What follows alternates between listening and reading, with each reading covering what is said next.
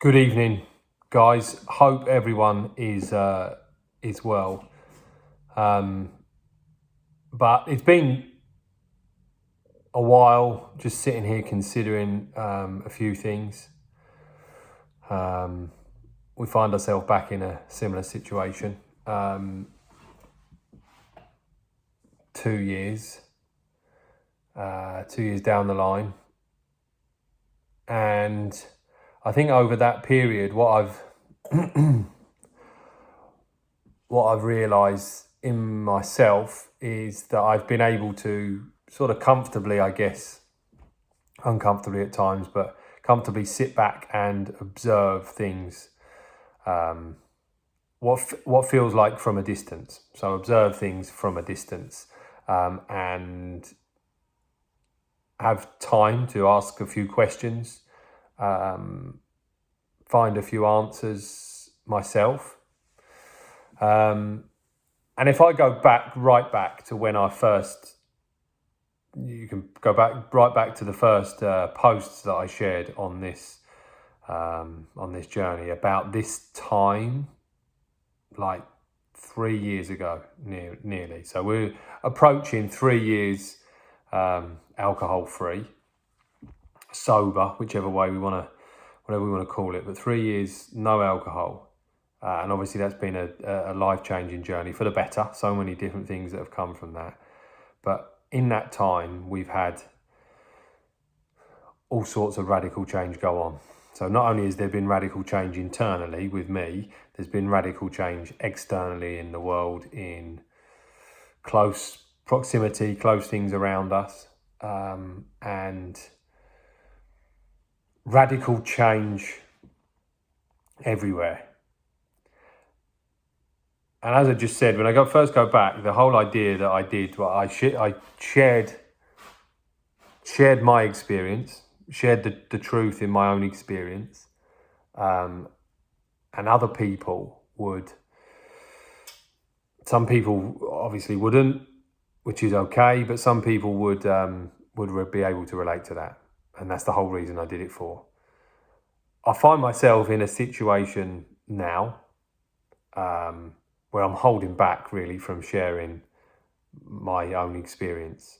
And I feel this is a time, because the feeling I have is increasing in lots of things, and it's becoming more difficult, lonely at times.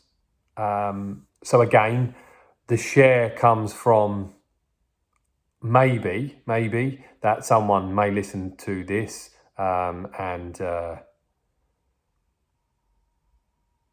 may reach out, maybe I'd have a conversation, because I know how valuable that is to me. And without that, I'm not sure I would have been able to be as accepting of many things that are going on. So the whole thing is heightened really, and I went on a public transport yesterday. I don't believe in, or I don't want to say, I don't want to be wearing a mask. So the fear I had geared around that was huge. But I sat there beforehand looking around, felt really uncomfortable in that, but did it, went through what I believed in, was looked at a little funny in situations, I'm sure. But I've sort of got to the point, I think, with myself, that enough is enough, really. Enough is enough in regards to the effect that is going unnoticed on so many people. So we've been fortunate enough to, spend some time with some and support and coach some professional sports people. And if we look at what will happen very shortly, I think with football, the fans will come out of that. The stadiums, the upheaval will be back in that. There's a chance that things will close down. And this is all just in one very small area. If we look at children, I am obviously a parent as well. So I have a daughter and 2 stepchildren. And if I look just solely at my daughter, she experienced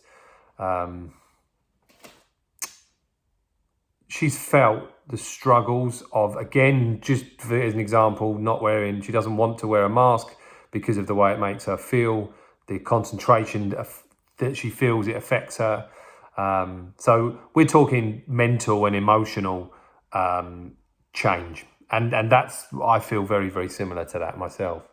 Now, what happens in my life when I struggle mentally and emotionally, or have struggled, I drink more, or I did drink more, and I really struggled through that period, more so than probably anyone ever knew, in the way I would think, feel, and the actions potentially that I would be fantasizing about in regards to suicide, and ultimately not wanting to be here. That was the truth. For lots of other different reasons that I'm grateful I've been able to understand, I guess. But I now feel that I want to share how I am feeling in this situation, because there's people that I have spoke to closer to me that feel similar. And it's lonely. It's difficult. And there's no sort of avoidance from that now, as I understand, in regards to distraction, and false distraction, alcohol, gambling, whatever that was before. But the one thing that I know now is that none of that is being spoken about at all. So there were box ticking exercises that were going on in regards to things being spoken about in regards to mental health. Many people were talking about stuff like that before, which, as I say, from in my personal experience, that doesn't even scratch the surface, but at least it's a move in the right direction. I've not seen anything spoken about that at all. So I would imagine there's many, many people that are sitting at home ridiculously scared of what this brings now again.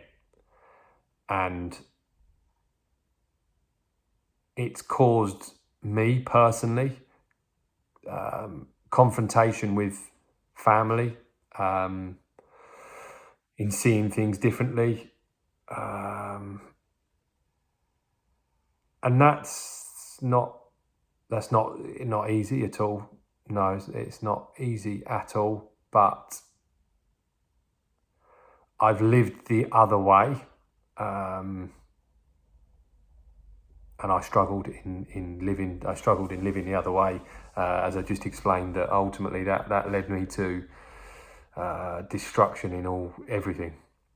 So the driving factor I have as a parent as well is that, and I'm sure many parents sit in this camp as well, that honesty, everyone I speak to in regards to honesty is a guiding factor that you want your children to be able to bring to this world. The courage to be themselves, to stand up for what they believe in.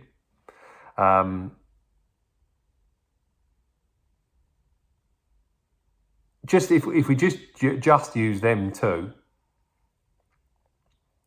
everything now is the opposite of that. Everything we see is the opposite of that.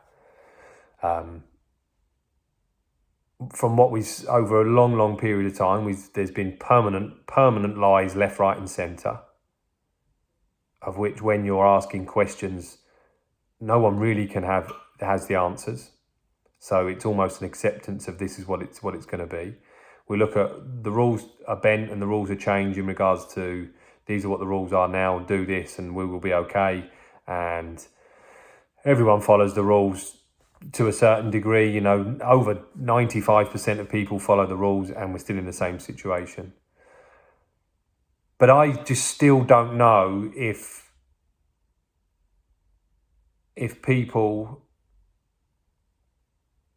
are losing confidence as a whole, and then struggle to have the confidence and the courage to actually just say, hang on a minute, this doesn't add up, and this doesn't add up, and this question I've got here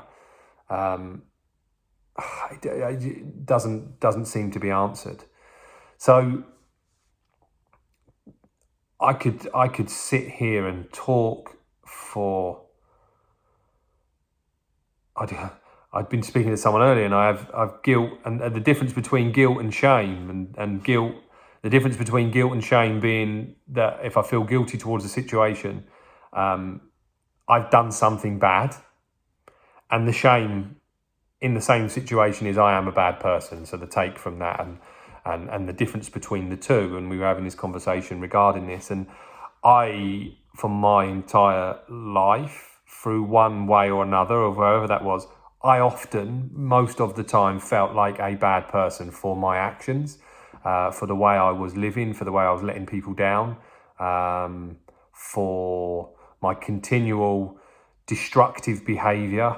And as I say, that led me to where I got to. And throw onto the other side of that, that put a block and a stop to me fulfilling a dream and a career in playing golf. So and I take responsibility for that.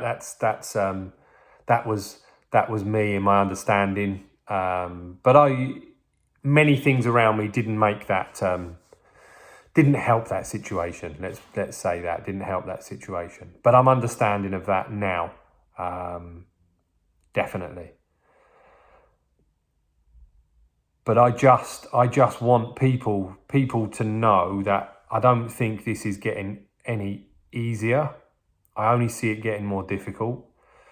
And if someone has any questions that they're unsure of, that there are many people that are feeling similar again. There are many people. I speak to people close to myself, certain clients, certain other friends, and everything seems to be guiding that path, so you can have comfortable conversations where you don't feel all of them things that I was explaining. But it doesn't detract from the situation that it is very, very difficult. Very, very difficult. So I reiterate again, if you're feeling similar, please don't hesitate to